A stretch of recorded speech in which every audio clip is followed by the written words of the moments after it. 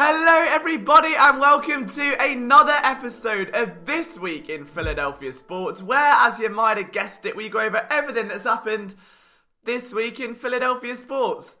Again, if you're new to this channel and you haven't yet hit that subscribe button, it would mean a lot to us if you could. We're this close to 20,000, which is absolutely incredible. And as always, you can get your daily dose of Philadelphia sports coverage from myself and all of our writers at phillysportsnetwork.com. If you're not visiting that site daily, I will cry, alright? Again, the 1975 will be on shuffle quicker than you can say Jalen Reagor. And I don't want to start this video off with a massive shock, but brace yourself.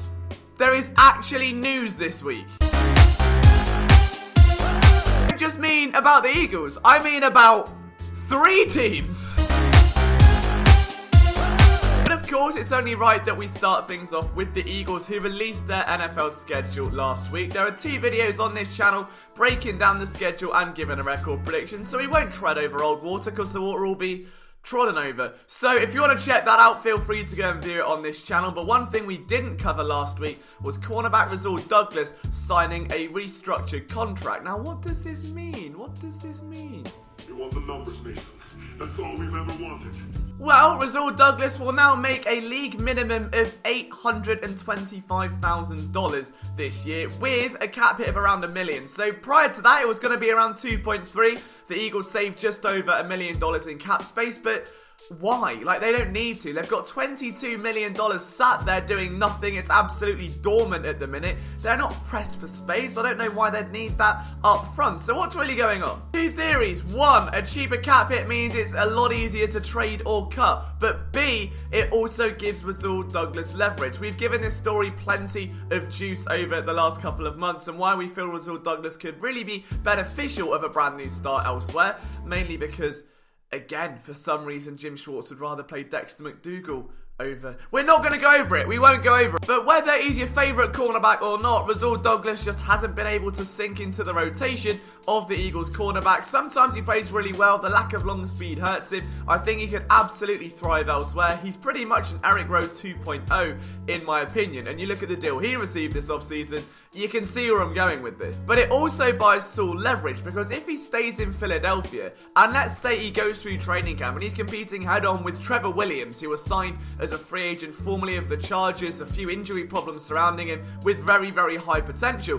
If they're neck and neck at the end of training camp and the coaches legitimately, well, not really, but they have to flip a coin to decide which one to keep, it may come down to the cheaper cap hit. And by going on a minimum deal, it says, hey, well, Saul's cheaper, we can pocket some extra cash, we'll keep Douglas around. It just buys him a little bit of leverage. It's a smart move by Douglas, because if the Eagles are more open to let him go, he gets that new start. It won't cost him anywhere near as much. If they're more open to keeping him, well, it prolongs his future a little bit, because he's going to have that cheapness, that value on his side. It's a big brain energy there, Douglas. I like it. But then Adam Kaplan, lover of all things internet scouts, went on his Inside the Birds podcast earlier this week and said that the Eagles are indeed interested in adding running back Carlos Hyde. And he alluded to it like he was some sort of psychic by going, they want a veteran.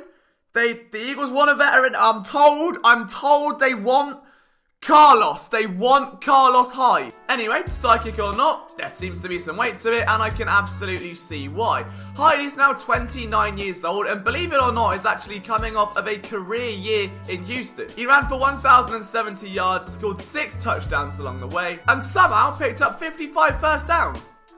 Pretty good. What's really important though is that in 2017, this is where we do the digging, he overlapped with one Rich Scandarello, who of course is now part of the Eagles' massive offensive coordinator juggernaut, which looks to dominate the universe over the next couple of years. Now, he rushed for 938 yards and 8 touchdowns that year, but what's really important is that also in 2017, he set a career high in receiving yards. He had 350 yards to his name that year, and you feel like if you add him into this mix, he overlapped with Scandarello. If he liked him, could get the most out of him in terms of a versatile back. The Eagles don't have a running back behind Miles Sanders. Like, we all know Sanders is the star of the show. We know he's the guy they're invested in, the next LaShawn McCoy, the next star of that backfield, if you will.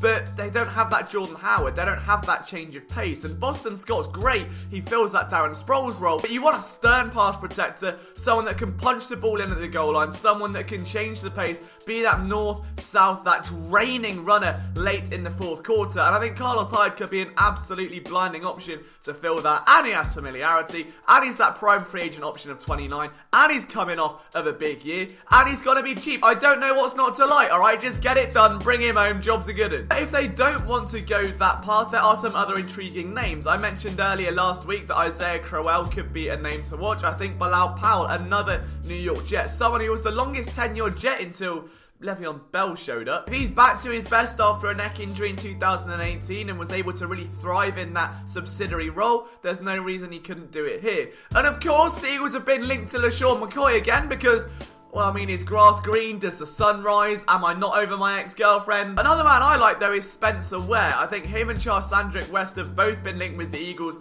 again for pretty much eternity because of the link with Doug Peterson when he was offensive coordinator in Kansas City. Now, Ware was actually released last offseason, picked up by the Colts, cut at the end of training camp, and returned to Kansas City, where he ended up having a niche role of pretty much being that fourth quarter guy. That, right, 6 minutes to go, we're nursing a lead, send Spencer out and let him just run the defense down. That, and the fact that he is a menacing blocker, like there may not be a better pass protecting back in the league than Spencer Ware, and you lose Darren Sproles, who had a niche in that area. I think Spencer Ware could be cheap, cheerful, fill that hole. Again, it allows that flexibility for other running backs around. Outside of that, the Eagles rookie program started today, which consists of this pretty much, which is someone looking at someone else on a screen, and it turns into one of those dodgy workout DVDs with and one, and two, and three. Get those arms higher. Alright, come on, Jalen, and reach for the stars. Reach for the stars. Bring them down. Like, that's how I imagine rookie camp going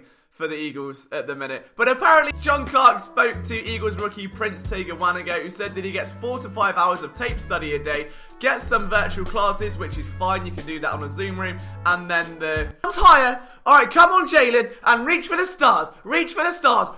That. I don't think this is a major deficit just yet. It absolutely will be should this extend into June and July when you want to get those live reps. You want to feel, especially let's say you're a defensive lineman, you want to feel an offensive lineman in your chest. You want to feel someone like Lane Johnson, the power, the speed that an NFL athlete has to offer. You don't get that looking at tape or going through a Zoom class. It's just not going to happen. So preseason's going to be extra important, but teams are doing all they can. These are all voluntary workouts. The Eagles are allowed to provide up to $1,500 worth of gym gear and equipment that is essential to this program. So as of right now, rookies are coming along, but give it a couple months and that's when I think the pressure of this COVID situation may take over just a little bit. On to the Sixers, and our man David Esser was on a conference call with Sixers general manager Elton Brand. It's PSN season, let's have it boys, let's go, up the boys, up the PSN. Brand said on the conference call that Ben Simmons is healthy and should there be an NBA playoff this year, he expects Simmons to be ready and raring to go, which,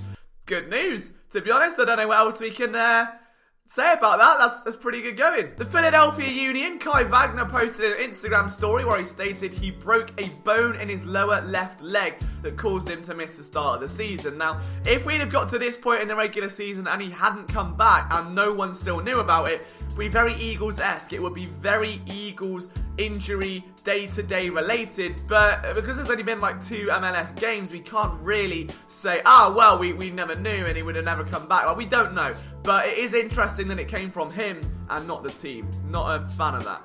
Although, I've got to give a big shout out to the Sons of Ben, who hosted a Philadelphia Union happy hour where they somehow got names like Captain Alejandro Bedoya, they got Mark McKenzie on there and Warren Creval as well. On top of what felt like a million Union fans all in one place. It takes place every Friday. I'll leave some links down below so you can get in contact if you want to be part of that Zoom call. It's totally free. You have a few drinks, you talk about the Union. It's a good vibe. The Phillies, I mean, there isn't much news, although apparently there might be a season. There also might not be. So the Players Union is submitting a request essentially that will see teams play 82 games, with the majority of them being in the division. An extended playoff that expands up to 14 teams, which I think you just rewarded mediocrity at that point. This would receive a percentage of their 2020 salaries, which I'm sure will go down like a cup of cold sick, so we'll keep you updated on that as updates come out.